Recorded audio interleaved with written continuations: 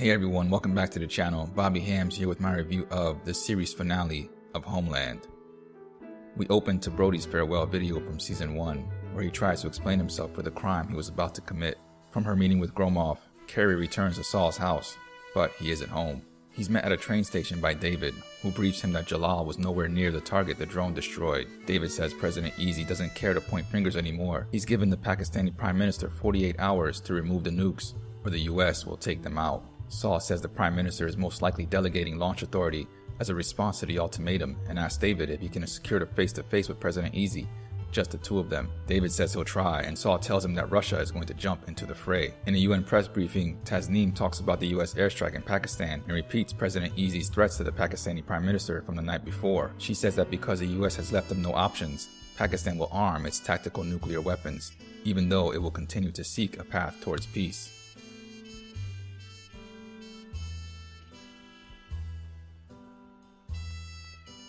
Anna, the Russian translator, reports Tasneem's speech to Director Mirov when she sees the flight recorder on the table. He's pleased that Pakistan won't back down and expects he'll receive a big promotion for his part in the Russian operation. Carrie goes to another large, empty house and speaks with Charlotte, Gromov's assistant, who shows her what to use on Saul in order to immobilize him before the hit squad arrives to finish the job. In the Oval Office, President Easy took the easy way out and has Zabel speak with Saul instead. After covering some familiar ground on which they've yet to agree, Saul tells Zabel about the flight recorder. No one shot down the helicopter, it was simple mechanical failure. Zabel was visibly shocked and remained quiet for the longest stretch of time he's ever remained quiet. He asks to hear the recording, and when Saul says he doesn't have it, Zabel finds himself again and says he can't take Saul at his word. Saul argues that Zabel's missing the point and asks that he reconsider being the guy who sends the US into another costly war based on a lie. Zabel replies that all wars must be sold, and he still thinks they were right to remove Saddam Hussein.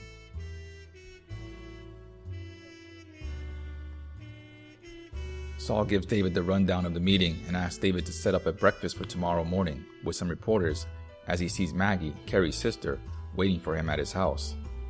Maggie tells Saul she didn't know Carrie had returned to the States since Carrie hasn't been around to see Franny, her daughter. Saul notices that is quite a strange thing. At Maggie's house, Carrie retrieves her go bag of cash, passports, and medicine from a secret compartment in Franny's room. She takes a picture of Franny on her way out.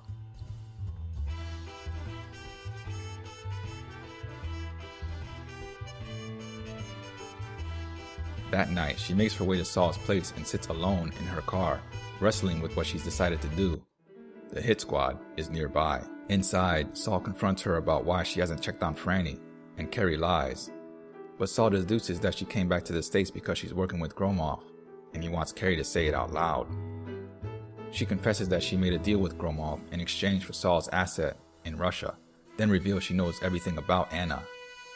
Saul tells her that if she's agreed to expose Anna, Carrie has crippled the US's intelligence capability. Anna is the only living source in Russia. Carrie says that they'll just rebuild the network. Saul says that could take a decade or more. In the meantime, the US will be totally blind to the activities of a mortal enemy. Carrie wants to worry about the Russians tomorrow because today there are 4 battalions at the border gearing up for war. Saul, keeping a cool head, mentions his upcoming meeting with the reporters, and Carrie dismisses the effectiveness of that approach outright. He says then they'll try something else, and she yells that by then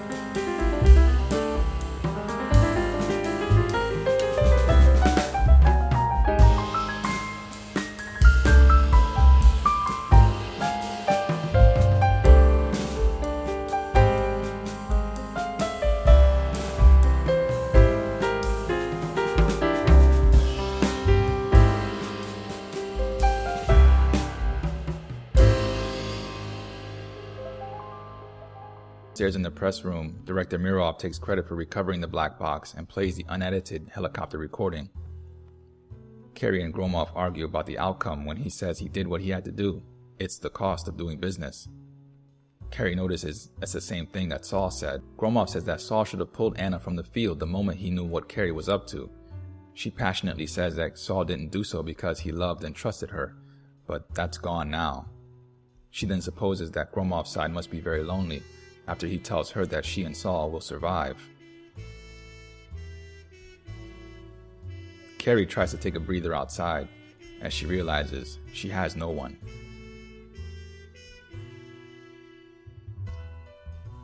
In the Oval Office, Easy, David, and Zabel listen to Mirov say that no one shot down Warner's helicopter.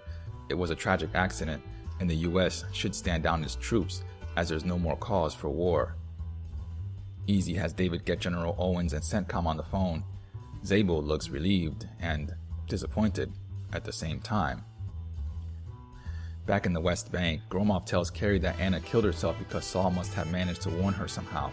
They both reach the conclusion that Israeli counterintelligence must know too. They make a hasty exit, and we flash forward 2 years.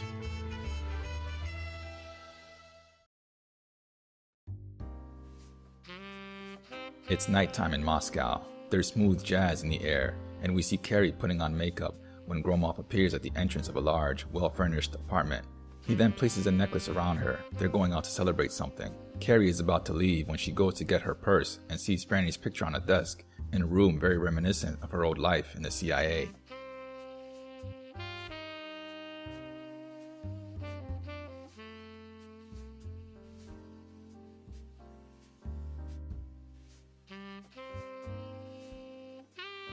In the US, Saul is packing up his house and giving Dorit anything she wants. She wants him to move back to Israel. He doesn't want that. The phone rings and Dorit says it was someone asking for Professor Rabinow, a name Saul wasn't expecting to hear. Back in Moscow, Carrie and Gromov are enjoying a lively jazz performance when she notices a woman exit through one of the doorways below. Saul meets with Claude, a former contact, who keeps calling him Professor, but Saul says that's all over now until he receives a package addressed to Professor Rabinow. It arrived that morning. Carrie leaves Gromov's side and heads through a dining hall to a powder room where another woman is tending to her makeup. The woman takes Carrie's purse and departs. Carrie takes the purse the woman left behind. Saul, perplexed by the delivery, asks Dorit for a minute alone and opens the package. It's a book written by Carrie, titled Tyranny of Secrets. Saul bends the book towards the spine and pulls out a secret message from Carrie regarding a vulnerability in the Russian S-400 missile system. Stay tuned. The music swells with one final look at Saul, hope rekindled in his eyes, and the series ends with a smiling Carrie covered in the glow of the Russian spotlight, her eyes on the larger picture, as she continues to protect the homeland. I think this series finale was magnificent because it was a roller coaster.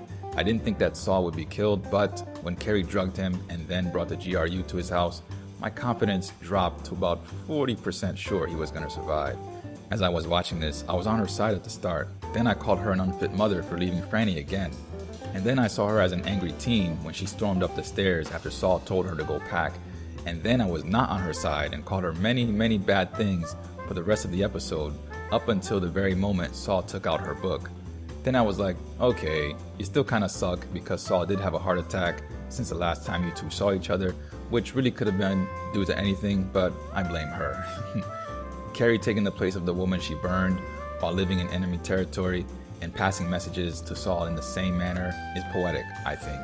And it also makes me wonder if this was her plan all along, once Gromov revealed what the Russians really wanted, that is.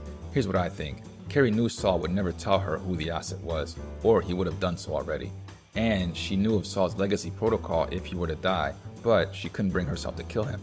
For one thing, he's her only friend, and he's also the national security advisor, so his death would be investigated heavily, and she'd be found out in lightning speed. She could, however, make Saul and the Russians believe that she was willing to kill him. So she threatens him, and when he doesn't bite, she goes to the sister and gets the information anyway. Gromov is sure she's defected, and Saul can't believe she's betrayed him and the US in such a big way. She can't stay in the US, but she still has a daughter and a country that she wants to keep safe. So, she assumes a new cover as an exiled American spy turned author hiding in Russia by burning her old one as a CIA analyst. And the added bonus is that it looks like she built her own network, the self-employment idea she mentioned to Gromov in a previous episode. I'm really glad the creative team behind Homeland was able to stick the landing with this series finale, and I'd recommend anyone who hasn't seen the other 7 seasons to go give them a go. Carrie is a difficult character to root for, and I think that's by design. However, Claire Danes, Mandy Patinkin, and the entire cast over these several years brought their A game with every episode, and like any great show, I'm going to miss not seeing new content. With that though, I'll bring this video to an end. I want to thank you all for watching this final season of Homeland with me. This is Bobby Hams, signing out.